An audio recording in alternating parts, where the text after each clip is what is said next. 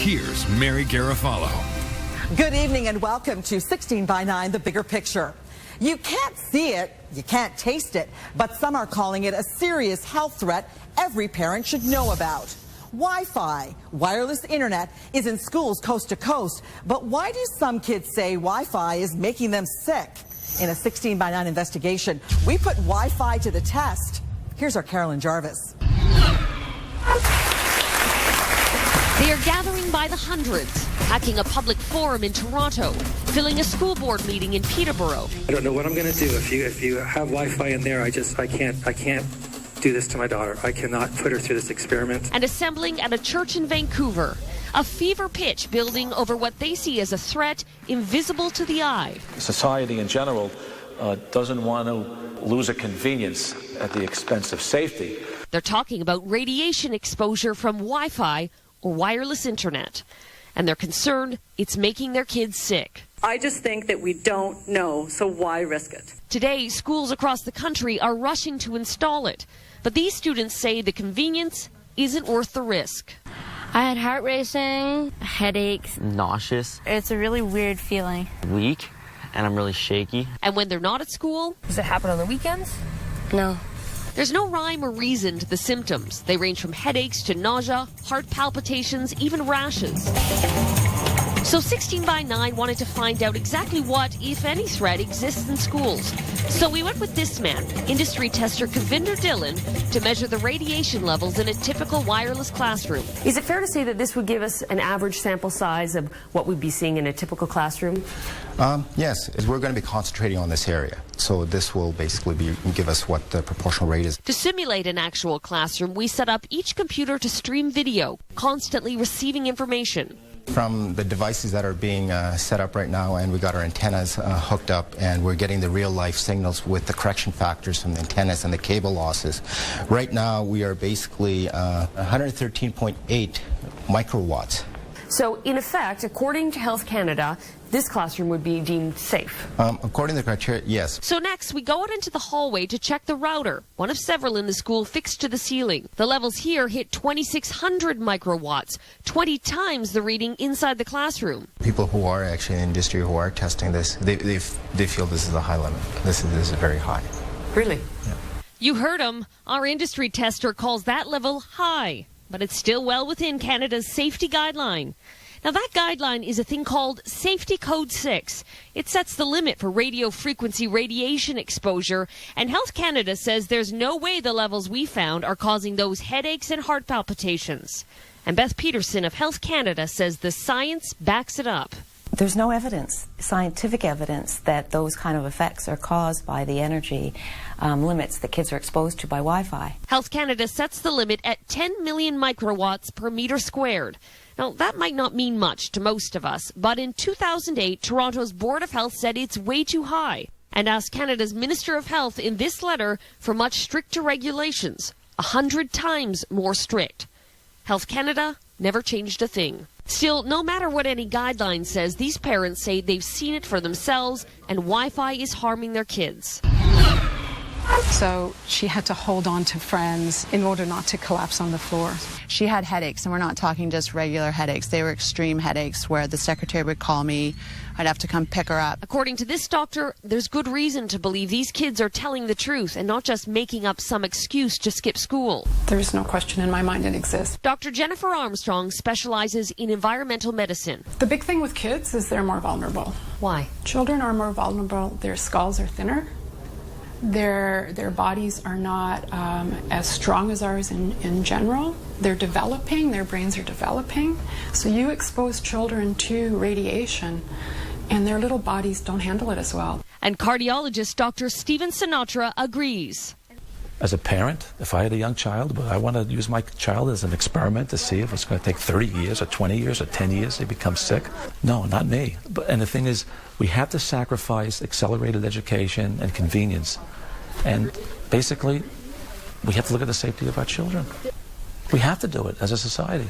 Well, 16 by 9 wanted to test the power of Wi-Fi, so we went to visit environmental scientist Magda Havis from Trent University to do another test. Professor Havis's subject, Martin, who calls himself electrically sensitive, is hooked up to a heart monitor, and Havis sets up a wireless computer. Well, what we're going to be doing is we're going to be taking Martin and exposing him to microwave radiation from Wi-Fi, the same type of thing that we have in schools, for example, and just monitoring his heart to see if his heart reacts to any of the radiation. He won't know when things are turned on or off, so it's going to be a blind study in that regard. With the Wi-Fi plugged in, Martin's heart rate accelerates in mere moments. Now I can feel something. It's going through my chest. I feel it down in my legs too.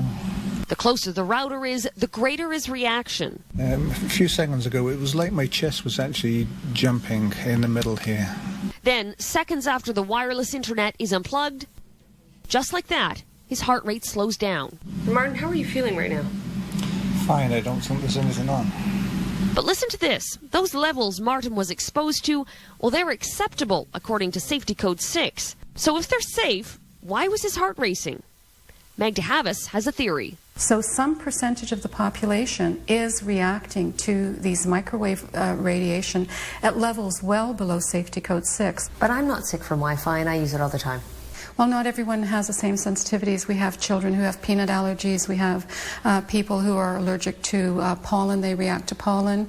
And it's same with electrical sensitivity. Only a percentage of the population react. Still, Health Canada insists it's done its homework, looked at every bit of science, and that level of radiation won't hurt anybody. Our safety limits are set, we use a weight of evidence approach. So there are thousands of articles, thousands of peer-reviewed scientific articles on the issue. 16 by 9 wanted to take a look at that evidence, so we asked Health Canada for its science. They sent us this, a list of 16 studies entitled Specific to Wi-Fi. So we did our own homework going through every study, and not a single one looks at whether Wi-Fi in schools poses a health risk to students. Havis says since Health Canada isn't controlling Wi-Fi, parents are going to have to. So are you suggesting that parents should tell their kids, a 13-year-old, a 14-year-old who may be attached to his laptop or his iPad, you should stop using that? It may not go over so well, but you know, when children want to smoke, and if you're a responsible parent, you allow your 13-year-old child to smoke. In my mind, there's no difference between the two. If anything, I think maybe microwave radiation is going to show up to be much more harmful than smoking, simply because of the amount of exposure that we're seeing in our everyday environment. So how about the people who make these products? We asked to speak to Wi-Fi manufacturers about the possible health effects, but they declined our request for an interview. The organization that represents them, the Wi-Fi Alliance, did, however, provide 16 by 9 with this written statement. Wi-Fi technology meets all national and international safety requirements and emits signals that are typically hundreds to thousands of times below the safety limits. All well and good, but back in the schoolyard, these kids may have reason to wonder if it's safe to go to school. What do you want done? For them to turn it off. Do you feel like there's anything you can do? No. I'm pretty sure they won't listen to us kids. As some schools in Canada race to install Wi-Fi, there are other schools that are concerned about reports of headaches, hyperactivity, and increased heart rates in children.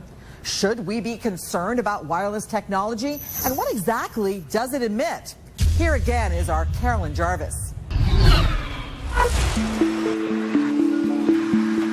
Across the country, these parents, teachers, and experts are saying the same thing. There are children getting sick, and I don't think it's worth the risk. I really hate sending her to school, given the environment that she's in. Wi-Fi is toxic. It's a different form of toxicity, but it's toxic to our bodies. He would often complain of heart palpitations or chest pains. I'd start getting headaches, foggy vision, and just all weirded out. To expose my kids knowingly is very frightening for me. For me as a parent, I find it incredibly frustrating and scary and sad that no one's even listening to the concerns of the parents.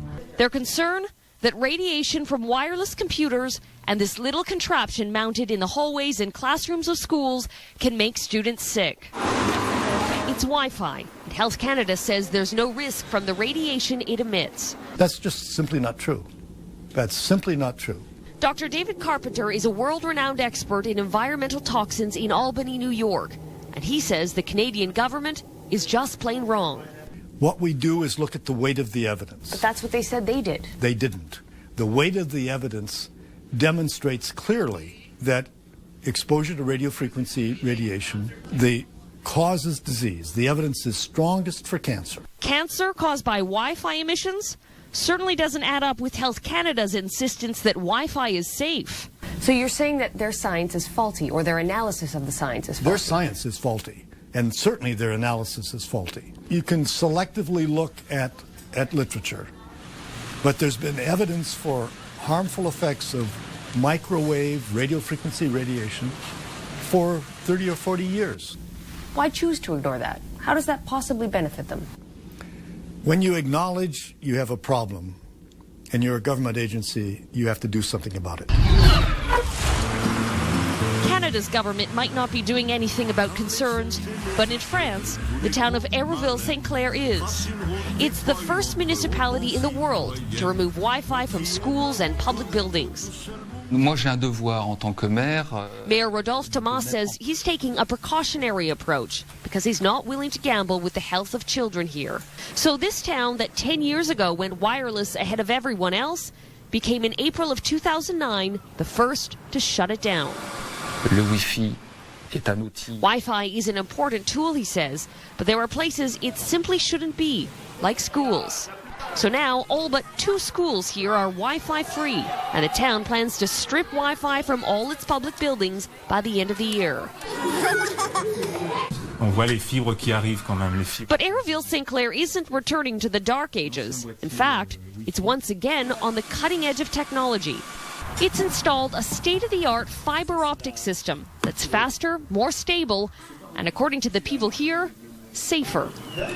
Etienne Sandrier leads an awareness group against wireless technologies. People could see that they were victims, that it was not that innocuous, that some people really suffered from this.